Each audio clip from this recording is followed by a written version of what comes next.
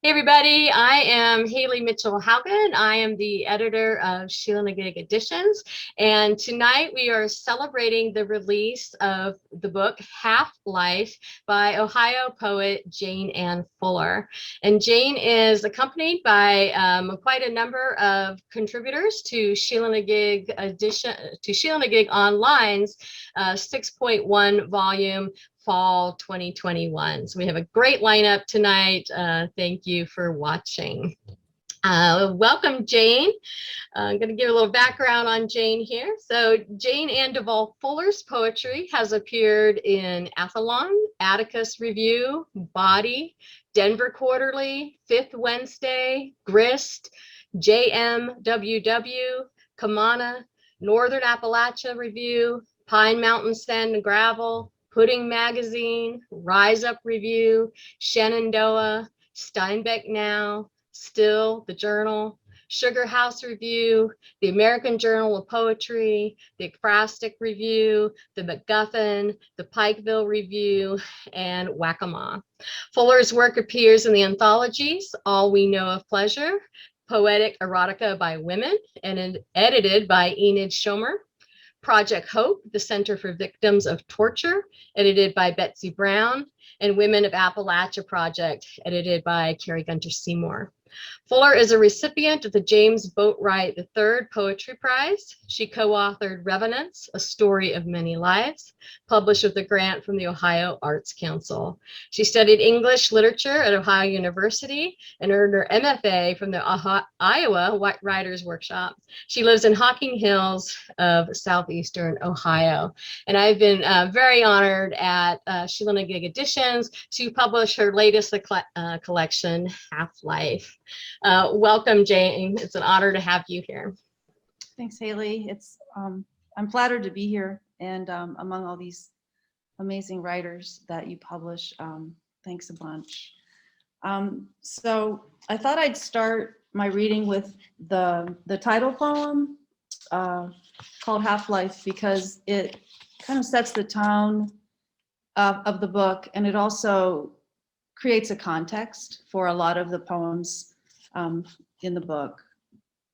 After authorities find the body of a man in the woods off Jake Tom Road. Half-Life. What's left of your tracks is lit by lilies, orange and wild, as if to say why you chose this path. From the truck you left idling, as if you'd be right back. Just stepped off to piss or pick a handful for a window jar. You left us to imagine how light splintered the hawthorn, how your boots cracked acorns like gunfire, bones in a furnace, an idea clicking finally into place. The living boast, what do they know? So a lot of poems, I think, come from stories of, events that happen, or stories that were told as children, or just things that we try to unravel. But this poem is based on a true story. I'm not really a narrative poet very much. I so admire someone who can write a really great narrative poem. But when I heard this story, I knew I had to write the poem, and it went through lots of drafts, many drafts, because, as I said, I'm not a narrative poet.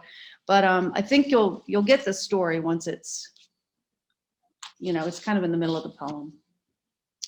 This poem is called Recovery, and it's to my son, Jesse. Better a small wild death, the doe, and perhaps a trailing pair of fawns, than your Ford flipped into the Hocking, where Scotts Creek meets the train yard.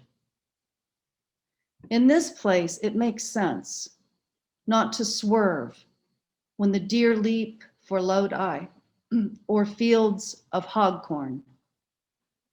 Remember, just north of Phoenix, when you stopped to help, the blue pickup idling on the shoulder, the man with his buck knife, waiting there for anyone? It happened to be you who knelt with the doe, pulled her weight as he coached you into your own. You say her black eyes burned into you and then went dead, 2 spent bulbs. You held on to them as long as reason would allow. You say helping her through seemed spiritual, visceral as any remembering, now that you felt in her weight the absence of expectation, what it is to stop wanting. So yeah, true story. You never know what you're going to see along the highway, right? So the next poem I want to read is actually one of my favorite poems. I don't know that it's anyone else's favorite poem, but it's an ekphrastic. I wrote several poems about that famous poem, which was based on that famous painting, the W.H. Auden poem, Musée des Beaux-Arts, and based on the Bruegel, the Fall of Icarus. So there's a quote, there's an epigraph here that's a quote from the Musée des Beaux-Arts poem. So the poem's called The Torturer's Horse, and this is the epigraph. Where the dogs go on with their doggy life, and the torturer's horse scratches its innocent behind on a tree. Imagine how spent the animal, returning from his master's work, haunches slick as faceless night, eyes wide as Asia, west to Africa, between furrowed India and the Arabian Sea. What have they seen in that peripheral chance? The pale arms of a girl thrashing, her waist a dune on which depravity will sleep, her soul like milkweed popping, its perfectly wandering seed. Life behind him simply not happening. The plowed rose tinctured with pinkish light. He retires to the stall, credulous, and sleeps or doesn't sleep, the moon blank as the pickerel sky. His mind trained to believe suffering is nothing, really. A new sunrise blooming, perhaps, and he shudders at the buzzing of a fly. You masters who made me believe his illuminating gait, his huge ass backing into the shaggy bark of a paper tree, I might curse you if I didn't know better.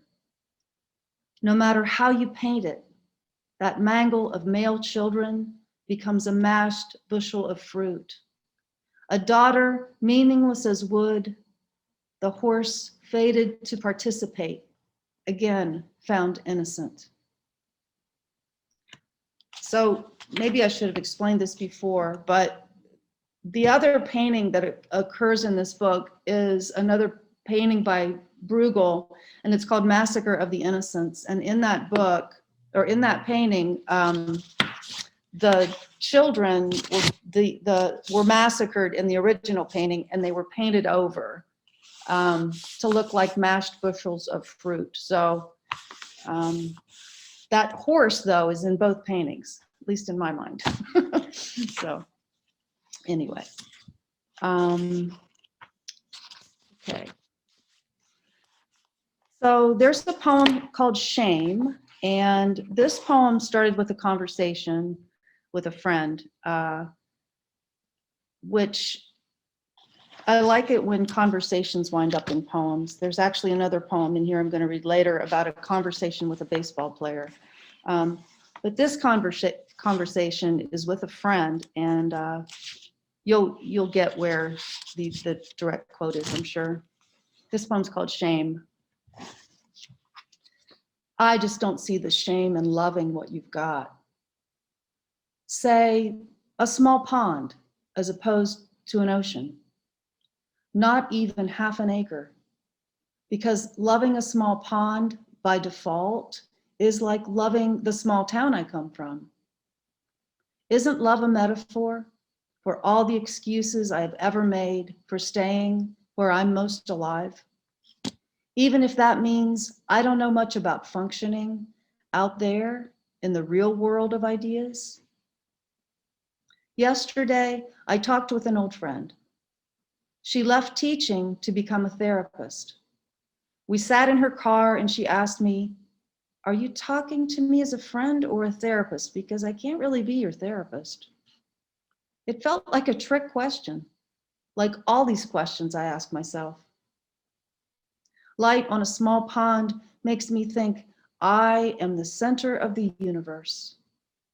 Like I have all the advantages of floating in space, not tied to anything, but the shore is right there. Cattails, nests in cattails, water iris, yellow water iris, carp rising to the top, visible as fear. It is possible to drown in a teaspoon of water or choke on my own spit when I bite into a plum so juicy I'm not ready for that explosion in my mouth. Small ponds are like small children. They accept things as they are. There's always room for improvement, sure, but I don't always want to work on that. Do you feel shame? My friend asked me. Of course I do, I said. But the light was ending, and I didn't want to have to drive home in the dark by myself.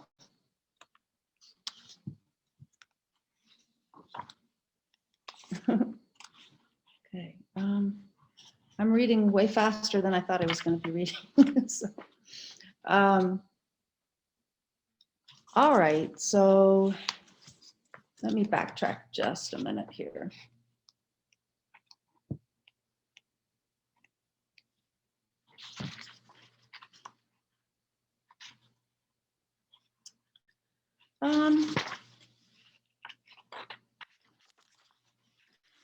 You guys all know about the neighbor who watches you, like you're just going about your own business, and you look out your window, and this is when I lived in town, so true story.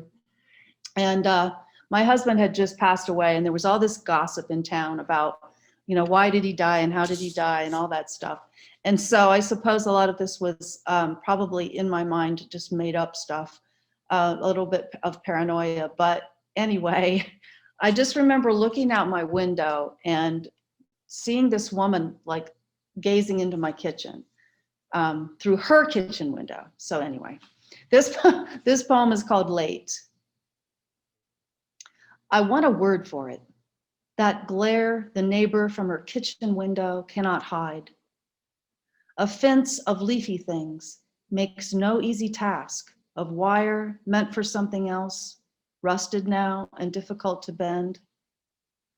The dirt I work is nothing more than stone, beat down by miles and miles of rain and petrified by hours. The wedding veil, I dug it up. The neighbor moved away. It's back again, perennial and free.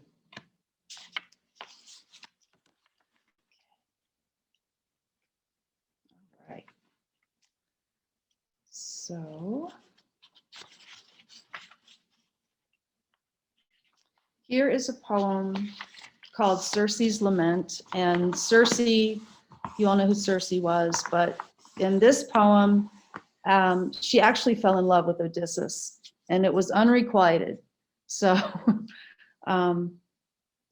he was on his way home to Penelope, but he had to stop off and have some fun. But anyway, she fell in love with him in this poem. And it's also a poem that I wrote after reading a poem by Michael Waters called The Inarticulate. It's a really beautiful poem, and it inspired me. So this poem's in 3 parts. Circe's Lament. I meant to brush him off, sand from my thigh, but his ship teased the horizon, so I lied, that my magic didn't matter, that I could sleep forever in his arms. The slippery slope of knowing he felt nothing left me crushing rue that stunk of swine. I could have told the truth and cried. I would have served him every cup. I could have let him drink me like a cure, dress me like a doll, stone me on the street, know me like a whore. I would have been the scar he carries on his thigh, that boar who took a piece and left its beauty mark. I'd be myself again. You'd think a siren's beauty wouldn't fade. Time shrinks me to a shrew, while history rides a girl who wets herself and combs the sand for perfect pinkish shells. He wears them like a talisman, strung about his wrinkled neck 3 times. We tossed about like ships that crest and never break, all foam and salt, a ruined cup come time to drink. I tried to rest. I let him sleep for years. Docile, wild, no difference here. Silence, song, I cannot care. It's never been more clear. Touching your scar, I am like a wife who worries for nothing, the damage done, the wound's beauty growing as mine fades into thinning nails and hair and lines drawn here along my Filkram's cup, where ugly maps itself without consent and courage proves itself along your thigh. In dreams, you know the sorceress who reaches with her sooty boar's tusk wand, and now you see my deepest thoughts, the ones I would not share. Listen to your stupid snore, the saddest, most pathetic sound. You breathe underwater, I swim in air, and think your sleep is like the prow of some great ship, arranging how we part. Forever is a word no mortal speaks, not even you who know how long it seems, swept up in this, alive but always half asleep. Touching your scar, I am like a wife, brought back to wits with a slap, the sting momentary, bright, articulate. Okay, I'm gonna read just one more. And this one's on a lighter note. And gotta find it here. This poem is for my husband Doug and for my fiddle teacher. And it's called Conversation with 2-time Mid-American Conference relief pitcher Douglas Dean Stackhouse on winning, losing, and learning to fiddle. And it does have an epigraph by Wordsworth. There is a change, and I am poor. Your love hath been, nor long ago, a fountain at my fond heart's door, whose only business was to flow. And flow it did, not taking heed of its own bounty or my need. Taking up the fiddle at 50, I tossed to the wind like a bad call on a perfect pitch, would be like you're trying to throw again. I had thought the rotting zinnias clung to a memory of success. I point out a jar of them propped in the window. There's no going back, he says, throws his gear over his shoulder and leaves another glimmering testament. When I won, it was no big deal. I was supposed to win, he says. But when I lost, we lost. I couldn't go back and change it. I take lessons, play the scales back, let the freshly dead, notes, petals, words, confetti the kitchen floor. I imagine in September the jar in the window, blushing with flowers, and tolerate the dog's rebuke. Then I consider the solitary act of so much bowing as strings ignite the sweet spot, the burled neck, the smooth stroke, and the cool relief of stack pitching out of the stretch. This is not Macbeth, says Teacher Liz. We are not witches stirring a pot. And she ruins me with an LP of Tommy Jarrell's Cripple Creek. What can I do but separate the cream from all that churning? Winding up a pitch, throwing a cutter, culling seeds from finished stalks, riding a Ferris wheel in the dark. What but trade blind hope for an alley cat's complaint and keep listening to the masters. Thank you very much. Thanks. Thank you so much, Jane. Wow, it's just you're reading and I just get lost in the words. And even though I know the poems or putting them all together and everything is just so amazing to hear you read them and engage with them and hear your tone and your lilting voice. And it's just amazing. Thank you so much. Yeah. All right, we'll have time after the reading to ask Jane Ann some questions or comment more on her work after the formal part of all of this. So we're going to jump in straight into our open mic reading for now. And I would like to encourage you all to just introduce yourselves a little bit. Let us know where you're from or scattered all across the country, which is amazing. And so just let us know a little bit about yourself.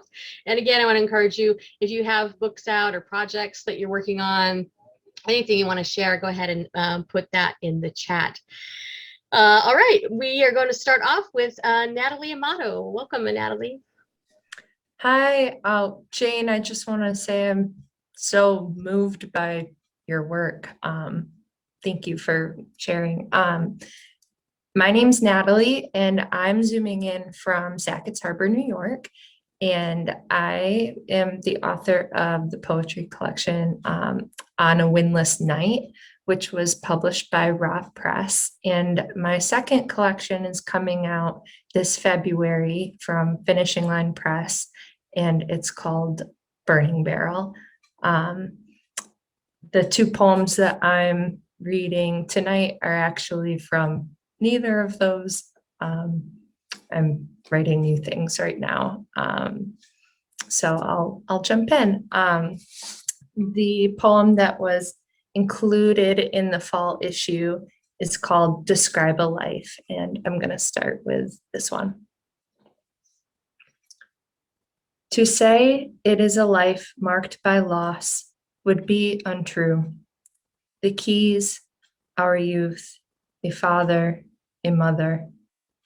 Don't these departures come for us all, and so often that they cannot be described as exceptional? You mow the lawn every Tuesday morning. Would you say it was a life marked by the sound of a John Deere motor? Well, what then would be true? It is a life marked by the azure trail of Comet Neowise and how we were there, naked and alone together, our heads bobbing moons in black water, 1 in 6,766 years.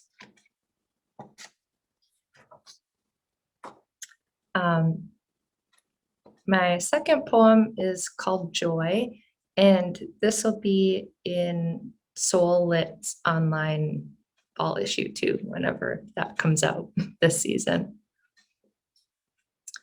When joy comes in, I don't know how to greet her. There is a Joni record on and a bottle of wine left out from my long visit with the self. I offered these things to Joy to be polite. Joy wants none of it. Joy is a little huffy with me. She takes the pen and paper from my hands, grabs me by the elbow, and brings me outside, where the wind blows cerulean. The lake stretches cerulean. In the sky, that old illusion is all cerulean. She wants me to do a cartwheel across the front lawn like she does, like when we were kids, but I don't. That's not how this poem goes. Instead, I breathe in so much cerulean, my shoulders shrink down from my ears, and taken by the cerulean wind, my face goes soft into a smile. That's all for me. Thank you, Natalie. That was great. Okay. Just a little taste of how fabulous this 6.1 issue is of Sheila-Na-Gig. It really is a super issue, and let's hear some more of it. So thank you for sharing the poem from that and the other one. It's great. Our next reader is Annette Sisson. Welcome, Annette. Hi, I'm Annette Sisson. I grew up in Indiana, but I've lived in Nashville, Tennessee for the last 33 years. I want to say, Jane Ann, that your poetry was beautiful, and I haven't bought your book, but I will. And I want to thank Haley for including me in Sheila-Na-Gig's 6.1 Fall 2021 issue. I do have a book coming out this spring from Glass Lyre Press. I think it'll be out in May. That's what we're talking about right now. I have a chapbook from Finishing Line from 2019, but this is my first full-length collection. So I'm excited about it, but I can't put a link in the chat because I don't have one yet. The first poem I'm going to read was included in Sheila-Na-Gig, and it's called Prodigal Father. It's in memory of my first father-in-law. He died last December. He stopped at every dam from Boise to Spokane, curved through 2 lanes of rock and scorched dirt. Spirit Lake, 9 Mile, Grand Coulee, upriver, the rugged feats of Big Sky and Great West. He downed 32-ounce beers, reeled into gas stations for more, wrangled his wife, sparring over the turns, the fastest route to the next dam. Still, his voice sweetened as he stared at each new edifice, rehashing design, construction, the segment of river, its history, bed, channels, how its topography must be taken to account. 2, his kindness. When he spoke of the sun in Spokane, a halfway house, a judge's grace. Understand his story, his sorrow, a good boy. Such pressure, it's all about scaffolding. This father, his sons, his beer and smokes, acres of roiling lake, restrained like the one he girded up, held in with deep footings, story, pylons of grit, his life, a tender architecture of need. That day, we spotted a stray runnel at the Coeur d'Alene. It slid down the prodigious barrier, darkening the rifts of baked red clay. Not a burst of rolling force, but a swill, a soft breach.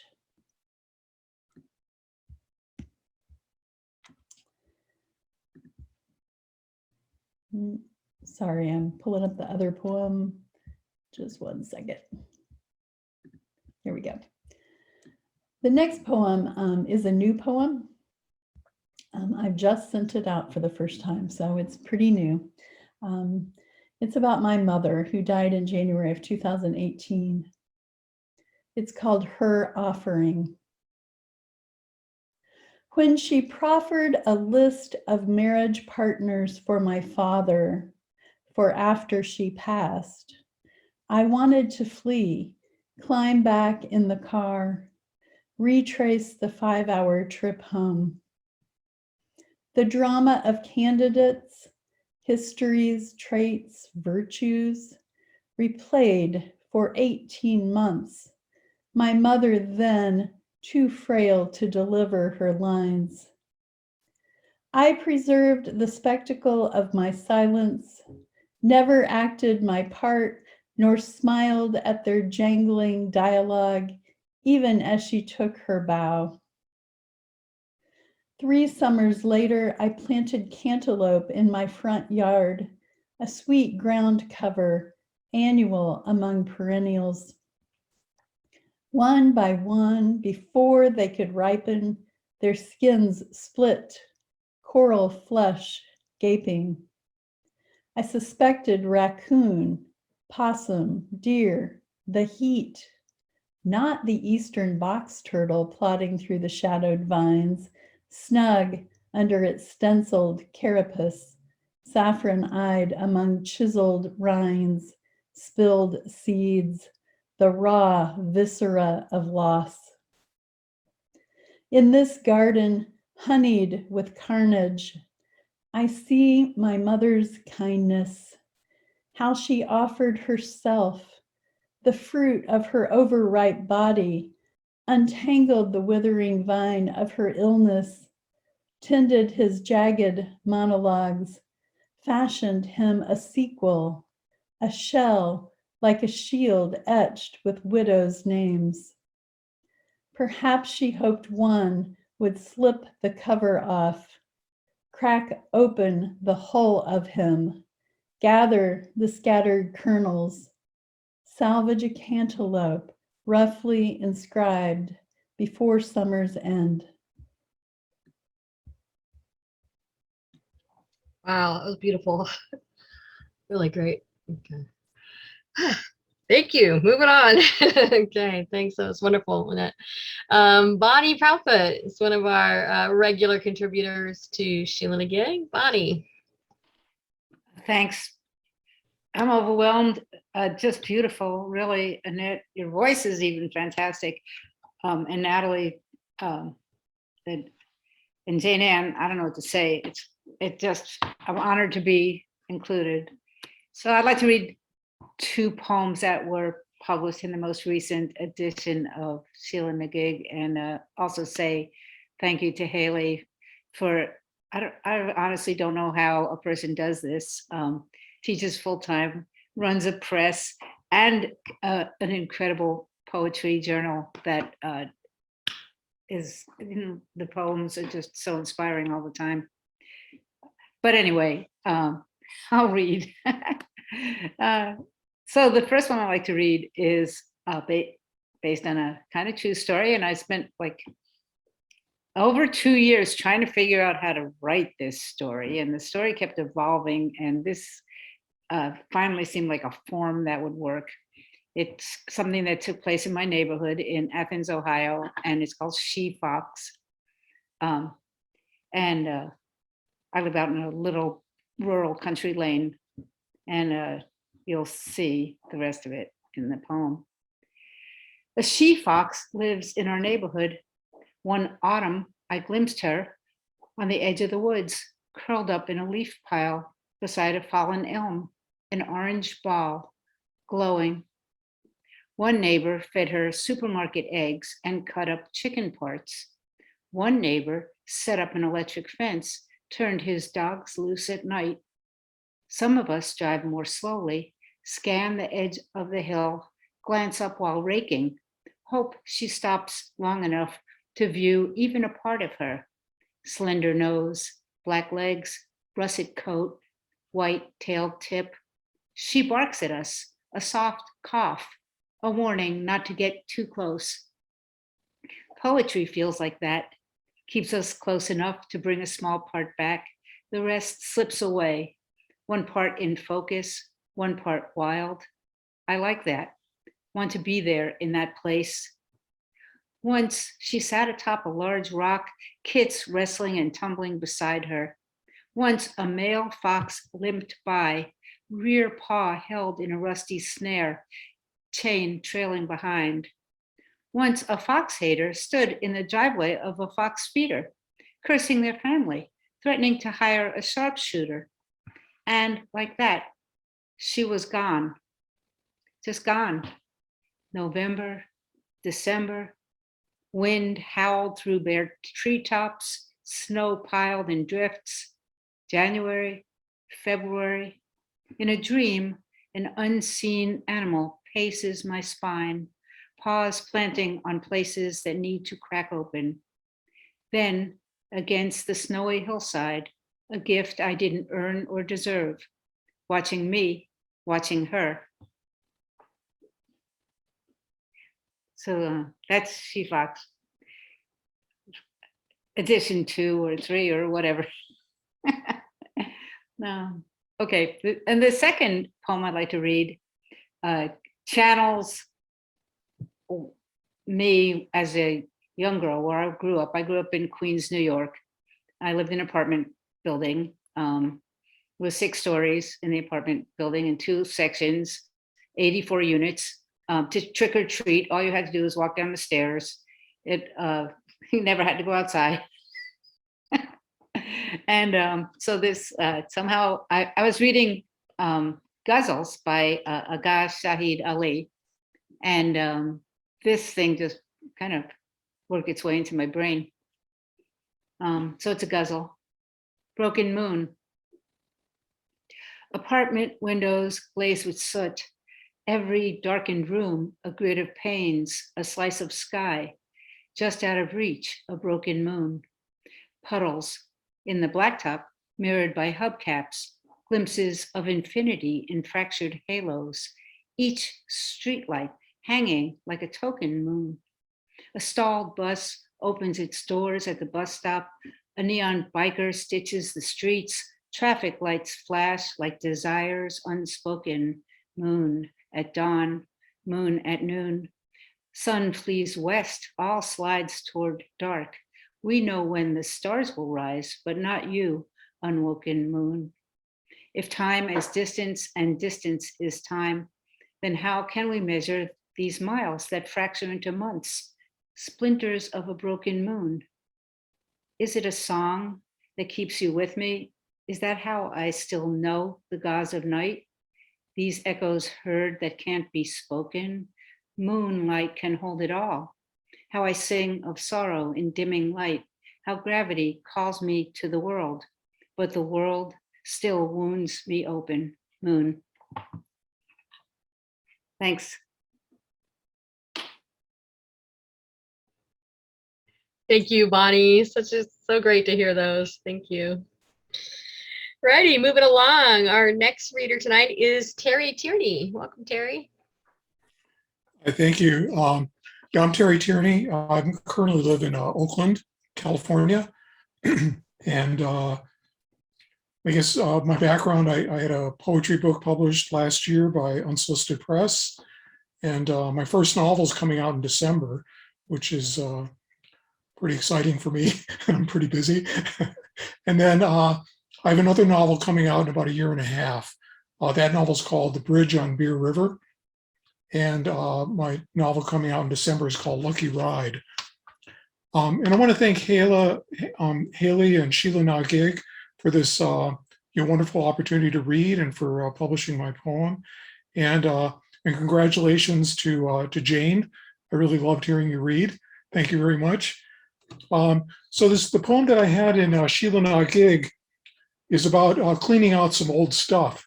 And for me, that always kind of ignites memories, in this case, a memory of childhood and visions of mortality, which is probably my excuse for not doing very much cleaning. So this is called Cleaning Out the Shed. Dented camping lantern, ash sock fallen away, gray dust lying somewhere between my shed and the frame that brought me here. Old Ford resting under blackberry, straining to escape on shredded tires. I recall that summer I pitched my tent, stakes piercing sod at precise angles between rocks and manure, fooling the wind, so proud, rain wicking from the canvas roof, tiny sphere of guttering light. Now my feet slip on plywood floor, greased by winters of leaking fuel. My shoulders scratch nail points and planks replaced year by year, until the shadows deny their origin. Mud oozes through rotting boards, thick and rusty, a mildew smell pulling me deeper, walls collapsing as if I might never leave this place. Toes grip to hold my balance through cracked leather sole. I'd like to read a poem from my collection. I don't know if you can see that. There's the cover. So this poem is based on a training film I saw when I was in the service, and it was this old black and white scratchy film. And I realized that my father must have been forced to watch the same film as he was preparing to go to Europe for World War II. It was that, the film was that old. And I want to mention that poison gas tends to hug the ground, to make it more effective. The name of the film was, and the name of the poem is What to Do in Case of a Gas Attack. My father dug a trench for his fear. By the time he returned, his blisters had healed and no Axis planes had bombed Minnesota. With his uncashed checks, he bought a mortgage, a 2-story house, brick, no cellar, an attic with no windows. Upstairs, he built a shower and a locker for dry goods, beans, canned peaches, condensed milk, and flour, a baking soda solution, bleaching solution, and soap. Sometimes I heard him climb the stairs at night to check his provisions. Some nights he heard the sirens and clutched my mother's arms. Some nights he never stopped climbing up through the roof above the heavy clouds. Thank you. Thank you, Terry. Thanks for sharing that. Wonderful. Really nice to have you here. All right, thank you. Our next reader is Simona Carini. Welcome, Simona. Hello. Okay, so I'm calling from the deep north of California, which we haven't quite figured out how to call it, but it's 300 miles north of San Francisco. That's where I am. I'm originally Italian. I'm very glad to be here, and thankful for to Haiti for organizing this beautiful and really inspiring evenings reading poetry. So I'm going to read a couple of poems, one from the latest issue of Sheila-Na-Gig, and one is a new poem. And I also have a collection that will come out early next year from Sheila-Na-Gig Editions. And I'm incredibly excited. And the title is Cut from the Galaxy's Heart. And it's a little bit of a teaser, what is the subject. But the poems, so as I said, the poems are not from the collection. One is, I'll read from the latest issue of Sheila-Na-Gig. But first, I'm gonna read a poem that was inspired by undergoing an echocardiogram recently. And it's a sonnet. Echocardiogram, encounter with my heart. Sound waves I cannot hear show the inside of my heart as it beats, a dance in time lapse. The atria contract, the valves open wide, and blood flows as colored dots. Valves forced shut, the ventricles contract, blood flows away. I want to reach, touch my heart, outline the muscle that makes my life thrill and thrive, and feel it beat beneath my fingertips. What if it stops when I tap and I die? Wildly alive, I drive the thought away. To see our heart sliced through, to watch it pulse in real time should be required. How fragile we are. We depend on hearts guaranteed to beat and beat until we cease to be.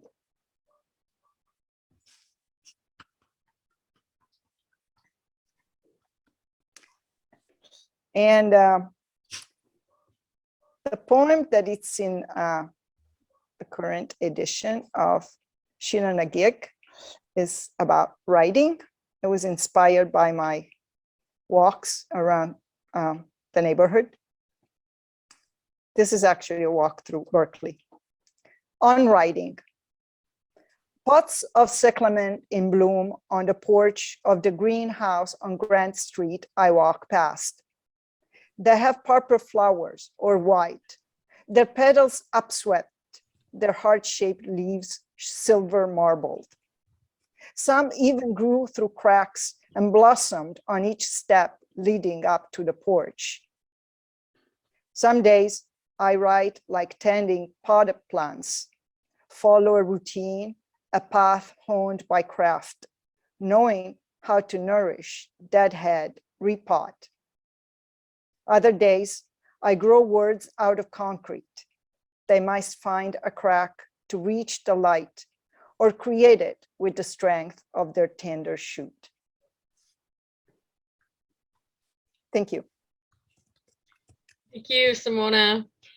Yes, and you all will be hearing more about Simona's collection. We're in early stages right now, but yeah, hopefully early next year, early spring, we'll have that new collection out. So very excited about that. So, Thank you. and that was our first reveal, so that's exciting. Yeah. Thank you. Our next reader tonight is KB Ballentine. Welcome, KB. Thank you, Haley. Hello, KB Ballentine here in Southeast Tennessee. What gorgeous poems tonight, Jane. Oh my gosh, it's fabulous. And I love hearing everybody too. My newest collection, Edge of the Echo, came out in May with Iris Press. And the poems I'm reading tonight are in Sheila-Na-Gig's edition. So bring those up. This one is called Hope, Thin as Silk. Quicksilver moon unsettles the velvet canvas of my sleep, palpable dreams shifting into the almost invisible. I slip to the porch, seams of sea light stretching past the dunes, inviting me, wind singing in my ears. No selkie, but I long to cross the water's edge, to stride into the surf until it slides under, cradles me, forgives me of everything. If I keep going, will I find you at the horizon? Or are you closer to the camouflaged moon, sea mist drifting in? I can't find you by day, beach eager with surfers, loungers, kids sculpting fragile castles grain by grain by grain. Once I believed in fairy tales, in things that lasted, but each day waits with sudden mysteries, offerings, like dreams half remembered from the night. Thank you. And this one is, I don't think I'm really much of a narrative poem either, but I've been writing a lot about my Ohio grandparents. And so this is called Catching Light with Annette. Blue ghost fireflies and my grandmother's teapot haunt my porch, frogs and crickets once again saturating the night with song. This year, the cicadas will join in. 17 years since last we heard their cadence. Grandmother's only been gone 11 this Thanksgiving. Family holidays always at her house, warm Florida sun soaking our skin. When I first moved to the mountains, I lost the flat horizon. It didn't take long for hues and tints to wash my senses, more than sea and sand in my new color wheel. Spring and autumn evenings alive here. They vibrate, infuse the air. Salt heals, but there are only so many shades of blue. Rock, not water, connects this hard-packed soil. My grandmother rarely asked for anything. Daughter of the Depression, her family grew or made all they had.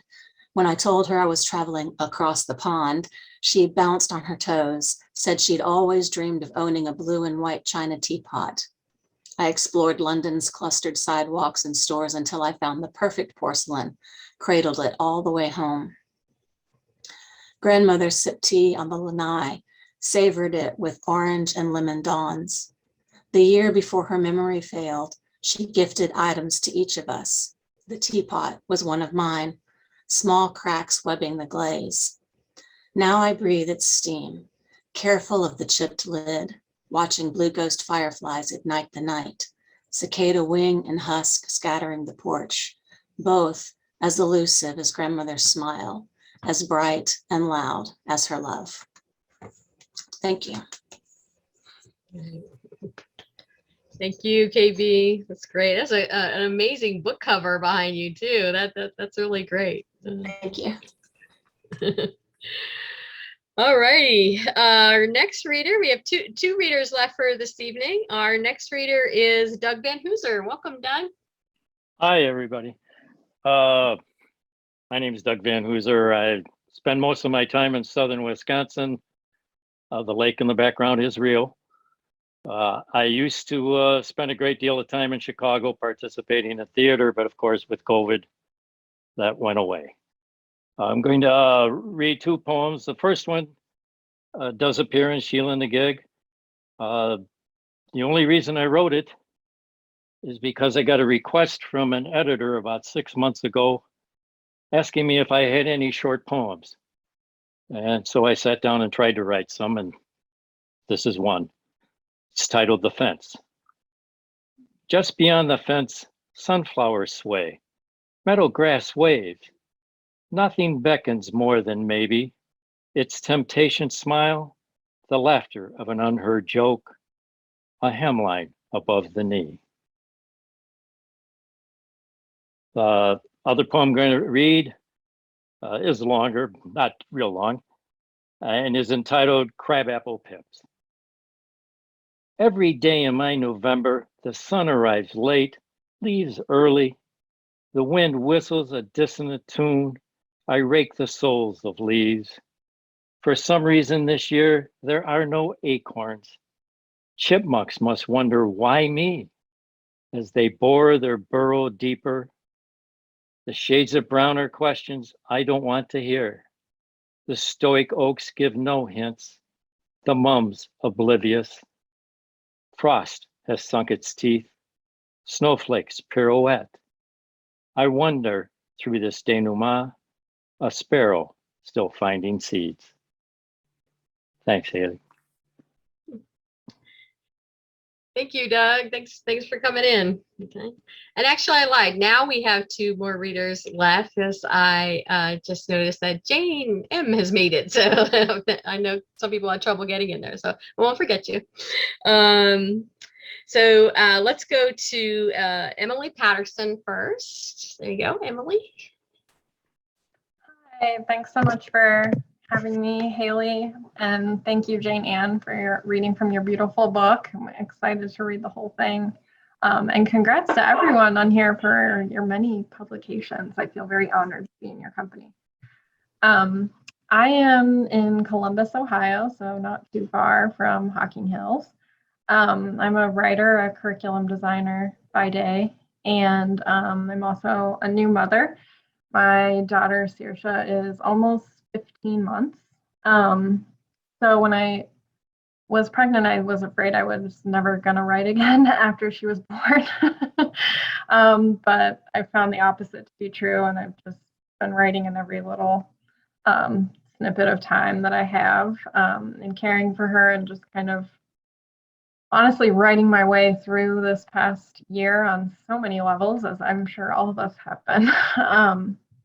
And so I recently just completed a chapbook, my first book, and I've sent it out to a few places. So I'm waiting to hear back. And but I'm excited just even to have kind of birthed that book too. It's called To My Daughter Eating Toast. So I will read a couple of poems. The first one is in this issue of Sheila-Na-Gig. And yes, a lot of my writing is very much rooted in the everyday, small moments that I kind of try to open up into a larger experience of early motherhood. So, okay, this one is called Womb. That night in Boulder, you woke up by the hour, the mountain air searing a nasal edge into your cries. I held you as you drifted into another brief span of sleep, my own eyes full of sand, my own heart working hard beneath the flat irons, until sometime around 3, when I turned on the shower, took you into the steam that fogged the mirror and blurred our reflections in the half-dark.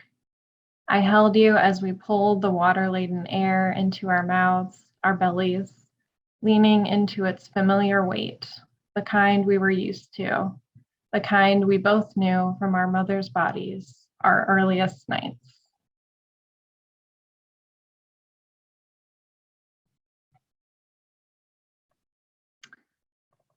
And this next one is a more recent one. I'm gonna be brave and just go ahead and read it anyway. It's called Upstream. I want to store up the details. You, drowsy, strawberry jam hands in your hair. I want to love the details again. But now you are crying and I don't understand. Your head on the floor, your face very bright. 15 months old, you're marvel after marvel. Unsteady run over the clover, your words taking on shapes I recognize. Ball, yes. Water, no. You are a shape I don't recognize. Winding water in an unfamiliar stream. We are walking upstream. I hold your hand when you let me, and when you don't, follow with my hands open, palms up as if to say, please, or I don't know. Hands emptied yet singing, here I am, here I am, here I am. Thanks so much. Thank you, Emily. Oh, I'm getting an echo, but congratulations on your baby. 15 months is still so young. So far to go. My eldest just started college, so it's a long road. So keep writing those poems about her. That's wonderful. All righty, we have one more reader tonight, and please correct me if I mispronounce your name, but Jane Muschenetz. Jane Muschenetz, that was very good. I married into that one. Thank you. All right, I'm so welcome. glad I made it, and I'm so grateful to be included in such a wonderful group of very talented poets.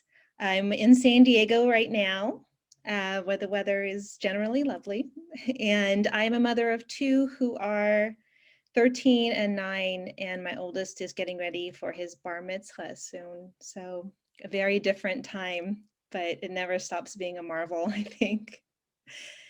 Tonight, I'll be reading 2 poems. One is called Gutted, and it's in the latest issue of Sheila-Na-Gig.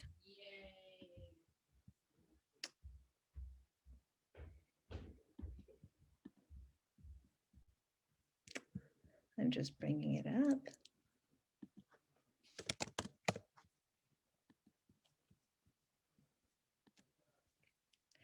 They worked on the building behind our street for 5 months straight. 2 crews took the walls down to the studs, replaced rotten wood with the sawmill smell of possibility. For weeks, it stood bare to the wind, opening the neighborhood to concepts of improvement. Easily, the first floor could hold a sidewalk cafe with windows that bring the outside in when the weather is nice. The second floor could be housing, much needed, we all agreed. Maybe a rooftop bar to catch the sunset view across the way over the park. I walked by it today. They covered the new walls in concrete. The gray is pretty close to the color it used to be. Not one window was added, not one door made wider. And the next one is called Miracle Fruit. And I'm so excited as an emerging writer to have received it in paper format in the latest issue of Meat for Tea. It starts with a little asterisk. Miracle Fruit is an there's a scientific name which I'm going to butcher, Syncympalum dulcificum, is an evergreen tropical shrub prized for red berries that alter the tongue's ability to taste, turning sour flavors into sweet. The plant is used as a natural sweetener in West Africa and was previously blocked by the sugar industry from trade. Miracle Fruit. At the start of everything, before you asked and I said yes, we journeyed to El Yunque, the only rainforest in US territory. On a farm full of guavas and wild roosters, we tasted a red, seeded fruit that turned all things sweeter. Now that plant grows in our SoCal garden, having overcome the barriers of regulation and climate. It produces red plump berries and memories our children can taste. Isn't all fruit a miracle? Thank you. Great, Jane. We're glad you can make it. And thank you, everybody, once again. Jane Ann Fuller, for the honor of being able to publish Half-Life and hear you tonight. It's amazing. And all you readers who came out in support and who continue to send me your amazing poems. Sheila-Na-Gig would not happen without these amazing writers. So thank you, as always, for your support and for being here. I love that.